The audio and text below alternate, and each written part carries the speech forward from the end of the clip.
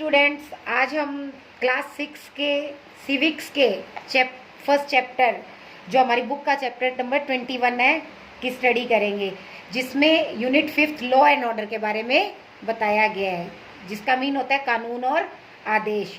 इसमें हमारा first topic है डेमोक्रेसी इन इंडिया, भारत में लोकतंत्र। इसके मेन हाइलाइट्स में हम स्टडी करेंगे डेमोक्रेसी एंड अपार्थीड, जिसका अर्थ होता है लोकतंत्र और रंग भेद। पार्टिसिपेशन भागीदारी, अदर वेज ऑफ पार्टिसिपेटिंग भागीदारी के अन्य तरीके। रेसोल्यूशन ऑफ कॉन्फ्लिक्ट्स संघर्ष, रेसोल्यूशन का मीन होता है संघर्ष और कॉन्फ्लिक्ट्स का मीन है संकल्प, यानी संघर्ष का संकल्प। इक्वलिटी एंड जस्टिस, समानता और न्याय। ये सब हाइलाइट्स हम इस चैप्टर के अंदर स्टडी करेंगे। इसी के साथ अब हम स्टार्ट करते हैं हमारा chapter 21। Our country India become a democracy in 1947। हमारे देश भारत में लोकतंत्र की शुरुआत 1947 से हो गई थी। एंड देयरफॉर, और इसी के साथ it is ruled by the people, यहाँ पर यहाँ के लोगों का शासन शुरू हो गया। People elect their representatives who together form a legislature. यहाँ पर जनता ने अपने स्वयं के प्रतिनिधि चुनने शुरू किए और वे एक साथ मिलकर लेजिस्लेचर फॉर्म में, यानी कि विधायिका के रूप में कार्य करने लगे। They take decision for the common welfare to fulfil the aspiration of the people who have elected them. वे एक साथ मिलकर ऐसे निर्णय लेते या ऐसे कार्य करते जो कि सामान्य जन के कल्याणकारी जो विचार थे या भावनाएं थी उनकी आकांक्षाओं के अनुरूप होते थे।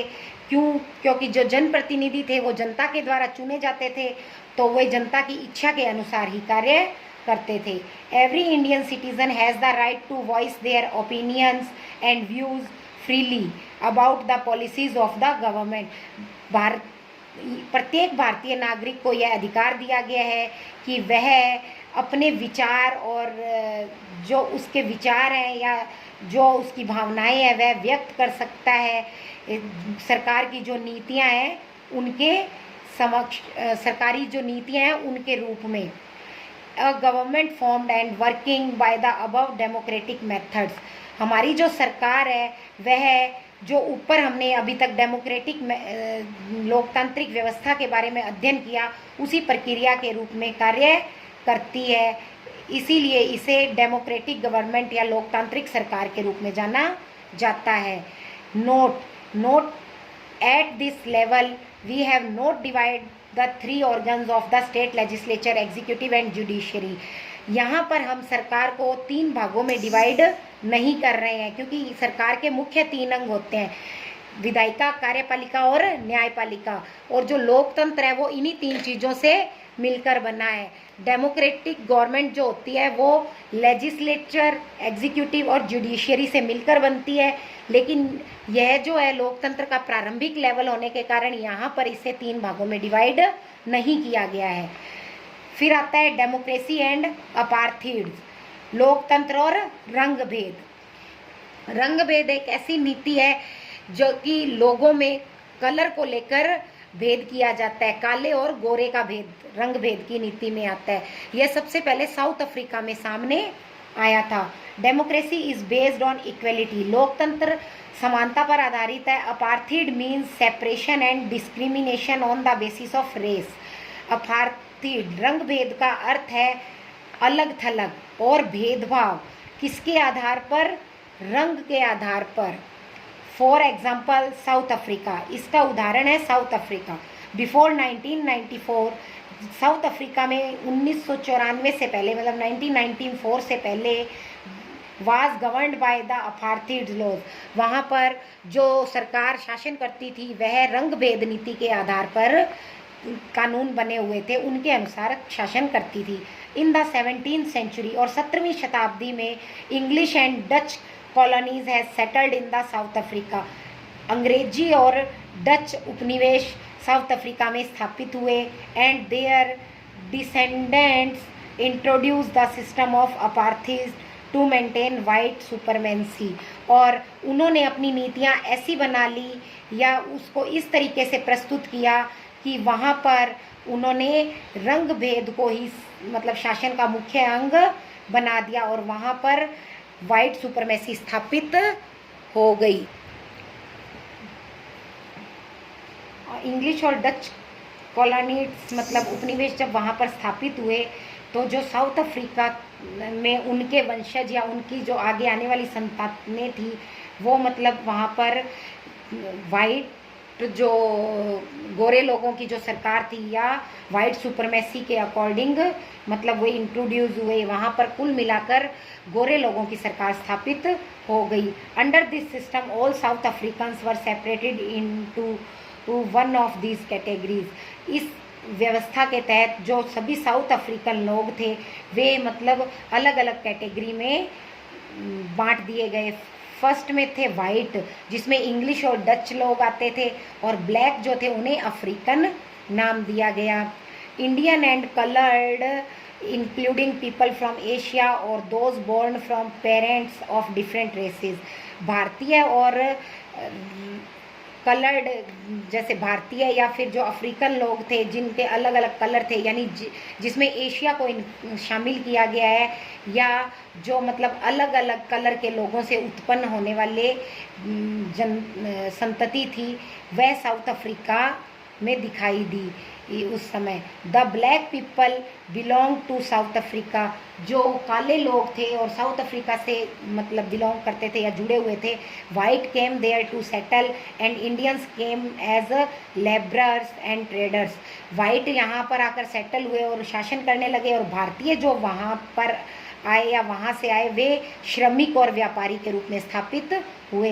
These races were not allowed to mingle with each other. लेकिन ये अलग अलग होने के कारण वे आपस में कभी भी शामिल नहीं हुए एक दूसरे के साथ।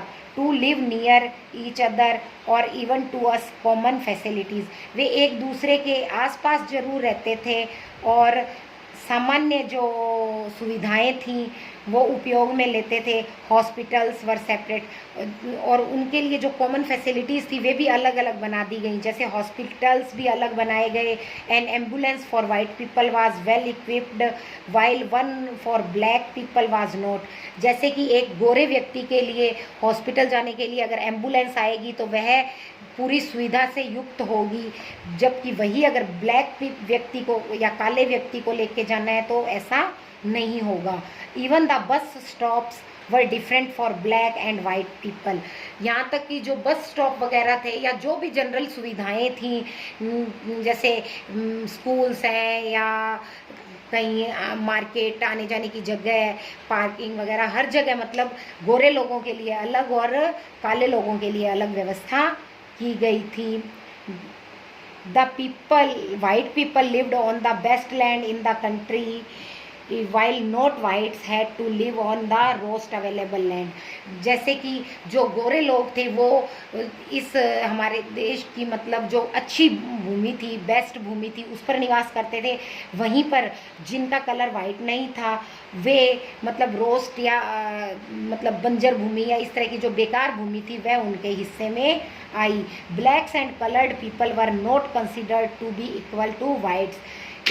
ब्लैक काले और जो उससे मिलते जुलते रंग के जो लोग थे उन्हें कभी भी वाइट्स के इक्वल ना तो सुविधाएं दी गई ना ही उनके इक्वल उन्हें काउंट किया गया। They were not allowed to vote, न ही उन्हें वोट देने का अधिकार था। Their children in schools were forced to learn that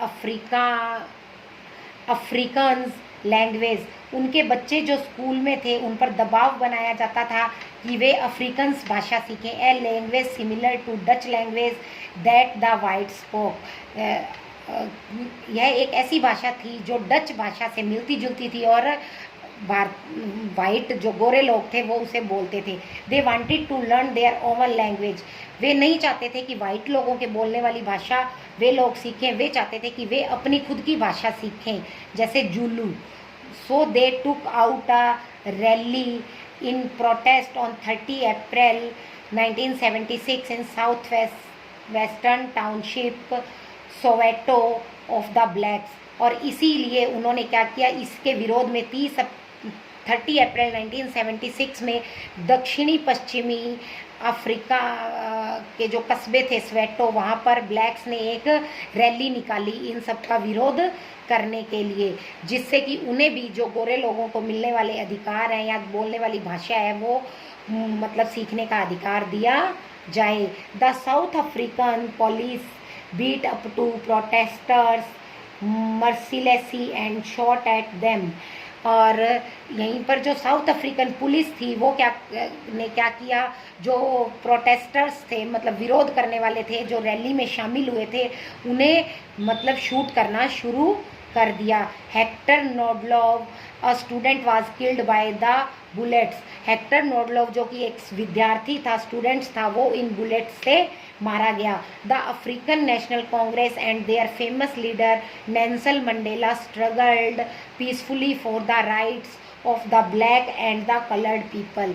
और जो अफ्रीकन नेशनल कांग्रेस थी और एक मतलब समिति, एक संगठन बनाया गया था, उसके जो प्रसिद्ध नेता थे नेल्सन मंडेला, वे शांतिपूर्ण तरीके से ब्लैक और जो कलर्ड पीपल थे उन लोगों के अधिकारों के लिए संघर्ष कर रहे थे। Nelson Mandela was imprisoned for more than 27 years. इसकी वजह से नेल्सन मंडेला को लगभग 27 वर्ष से अधिक का कारावास या सजा भी भुगतनी पड़ी। फाइनली एट मिडनाइट ऑफ 26 अप्रैल 1994, लगभग 26 अप्रैल 1994 की मध्य रात्रि को साउथ अफ्रीका भी एक डेमोक्रेटिक कंट्री बन गया और यहाँ के जो पीपल थे वो मतलब सभी एक समान रूप से इक्वल काउंट होने लगे। यहाँ से रंग भेद जो नीति थी वह बिल्कुल ख़त्म हो गई। वाइट और ब्लैक या कलर्ड पीपल्स का जो भेद था उसे ख़त्म कर दिया गया। Some of the key elements of influence the working of democratic government. यहाँ पर कुछ ऐसे तत्व तो बताए गए हैं जो प्रभावित करते हैं एक लोकतांत्रिक सरकार को और उसके कार्य करने के तरीके को। और वे क्या हैं? पार्टिसिपेशन, भागीदारी, resolution of conflict, resolution of conflict मतलब संघर्ष का संकल्प है। और इसी के साथ इक्विलिटी और जस्टिस को भी शामिल किया गया है। न्याय और समानता और न्याय। ड्यूरिंग माई लाइफ टाइम, मेरे समय जीवन काल के दौरान, I have dedicated myself to this struggle, मैंने अपने आप को संपूर्ण रूप से इस संघर्ष के प्रति समर्पित कर दिया। Of the African people, African के लोगों के लिए। I have fought against white domination and I have fought against black domination. मैंने वाइट और ब्लैक का जो संघर्ष था, उस ब्लैक का जो भेद था उसके विरुद्ध संघर्ष किया। I have cherished the ideals of an democratic and free society. मैंने ऐसे विचार प्रस्तुत किए, ऐसे आदर्श विचार प्रस्तुत किए कि एक लोकतंत्र और मतलब हर प्रकार के बंधनों से मुक्त समाज का निर्माण हो। In which all persons live together, जिसमें कि प्रत्येक व्यक्ति साथ साथ अपने सम्मान के साथ और सभी समान अवसरों के साथ निवास कर सकें।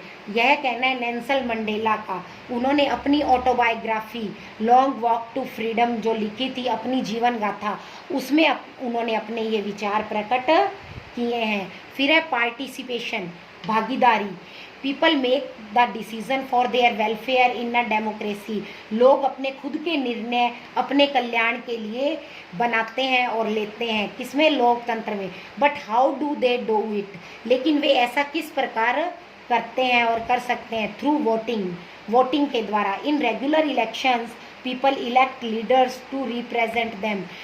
जो साधारण इलेक्शन होते हैं इसमें जनता क्या करती है? अपने नेताओं को चुनती है जो कि उन पीपल्स को रिप्रेजेंट करते हैं। These representatives take decision on behalf of the people. और यही प्रतिनिधि बाद में उन्हीं पीपल्स के लाभ के लिए या उनके हक के लिए निर्णय लेते हैं। इन दिस प्रोसेस, और इस पूरी प्रक्रिया के दौरान, the people assume that the representatives would keep in mind पूरी प्रक्रिया के दौरान प्रतिनिधियों को अपने माइंड में या दिमाग में यह बात रखनी होती है और आवाज़ उठानी होती है जनता के हितों के लिए, इंटरेस्ट ऑफ द पीपल, यानी कि जो जनता उन्हें चुनकर लाई है या जो पीपल उन्हें चुनकर अपने प्रतिनिधि बनाकर लाए हैं वह उनके लाभ के लिए काम करेंगे। Otherwise the people will not vote for them in the next election to be the held after a fixed period. अगर वे ऐसा नहीं करेंगे तो अगली बार जब इलेक्शन होंगे एक निश्चित समय के बाद तो वे फिर से उन्हें वोट नहीं करेंगे। In India this period is 5 years। Bharat में यह जो इलेक्शन का टाइम पीरियड है वह 5 वर्ष का निर्धारित किया गया है। In this way, the power of the government gets limited and controlled by the regular elections। और इसी के साथ ये जो शक्ति दी गई है सरकार को, सरकार क्या करती है, उनको इन रिप्रेजेंटेटिव को डिवाइड करती है और वे इसे लिमिटेड रूप में, मतलब सरकार उन पर कंट्रोल भी करती है। और रेगुलर जो इलेक्शंस होते हैं, चुनाव होते हैं, उनके द्वारा जनता अपनी जो शक्ति है, डेमोक्रेटिक पावर है, वह उन प्रतिनिधियों में निहित कर देती है और वे उस पावर के अनुसार काम करते हैं।